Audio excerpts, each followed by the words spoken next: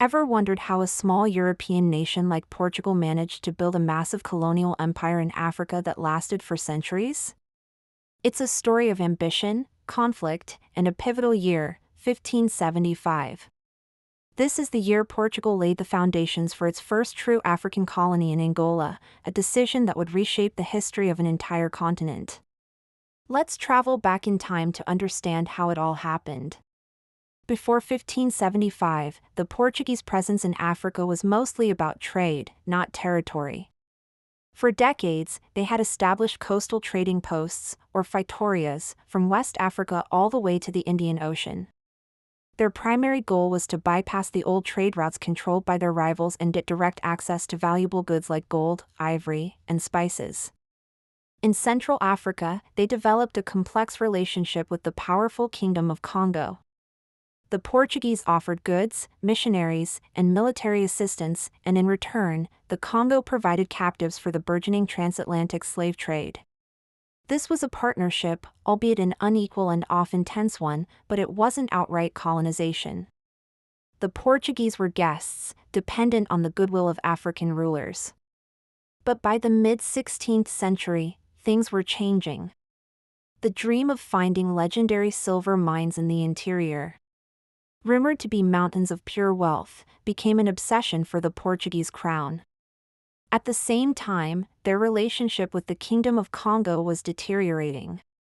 The Congo kings were becoming increasingly wary of Portugal's growing influence and the devastating social impact of the slave trade. To the south of Congo, another powerful state was emerging, the Kingdom of Ndongo, ruled by a king titled Angola. Portugal saw an opportunity.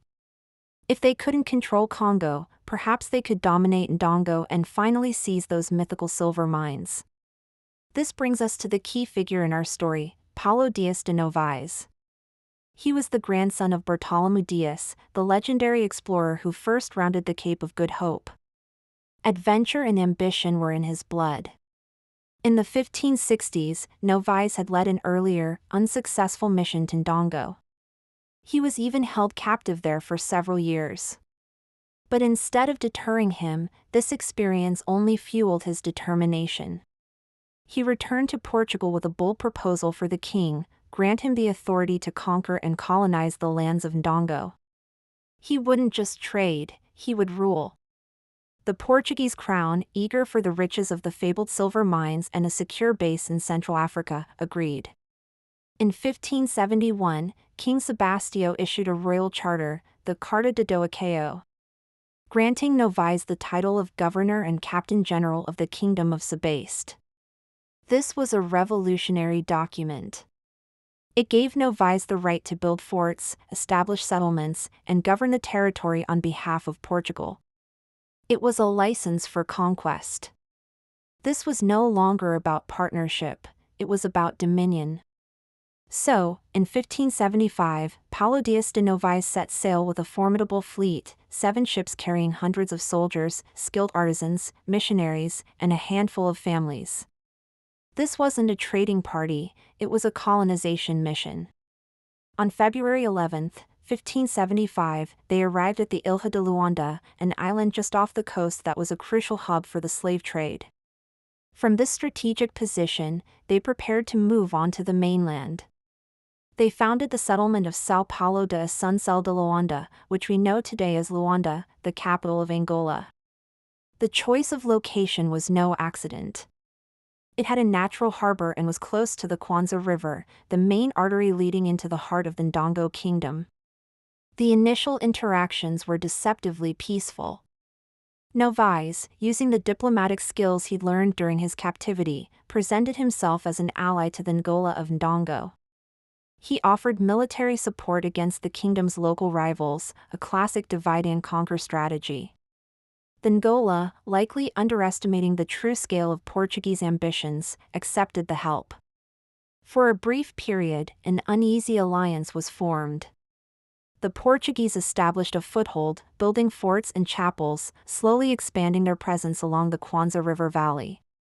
But this fragile peace couldn't last.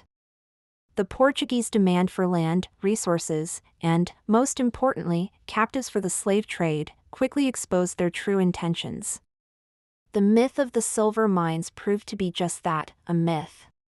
Frustrated, the Portuguese colonists doubled down on the one commodity that was brutally profitable: human beings. This insatiable appetite for slaves shattered the alliance with Ndongo. By the early 1580s, Angola realized that his supposed allies were there to conquer his kingdom, not help it. What followed was decades of brutal warfare.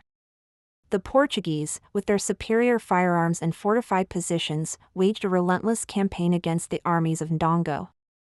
The conflict wasn't one-sided. The people of Ndongo fought back fiercely, using their knowledge of the terrain and guerrilla tactics to resist the invaders. This period of intense conflict is known as the Angolan Wars, a struggle that would last for nearly a century. The Portuguese slowly, violently, and methodically carved out a territory they named Angola, a corruption of the royal title Angola. The establishment of Luanda in 1575 was the turning point. It marked the shift from coastal trade to territorial conquest. It was the birth of Portugal's first settler colony in sub-Saharan Africa. This new model of colonization, based on military force and the mass exportation of enslaved people, would become the blueprint for future European expansion across the continent. The colony of Angola became the single largest source of slaves for the Portuguese-controlled Brazilian sugar plantations, fueling a brutal economic engine that linked three continents. The consequences of that 1575 landing were catastrophic for the people of Ndongo and neighboring kingdoms, leading to immense suffering, depopulation, and the destruction of political structures that had existed for centuries. The resistance, however, was legendary. In the decades that followed, figures like Queen Nzinga would emerge, leading a powerful and sustained fight against the Portuguese invaders. Her story is one of incredible resilience and diplomatic genius, but it's a chapter for another time. The foundation for that struggle was laid in 1575. When Paulo Dias de Novaes turned a trading relationship into a war of conquest. The founding of Luanda wasn't just the beginning of a colony, it was the beginning of a long and painful chapter in African history, a chapter whose legacy is still felt today. So, the next time you hear about the history of colonization, remember the year 1575. It wasn't just a date on a timeline. It was a pivotal moment when the quest for mythical silver mines gave way to the brutal reality of a slave-powered colony, changing the destiny of Angola and the world forever. Thanks for watching. If you found this story interesting, please like, share, and subscribe for more deep dives into history. See you next time.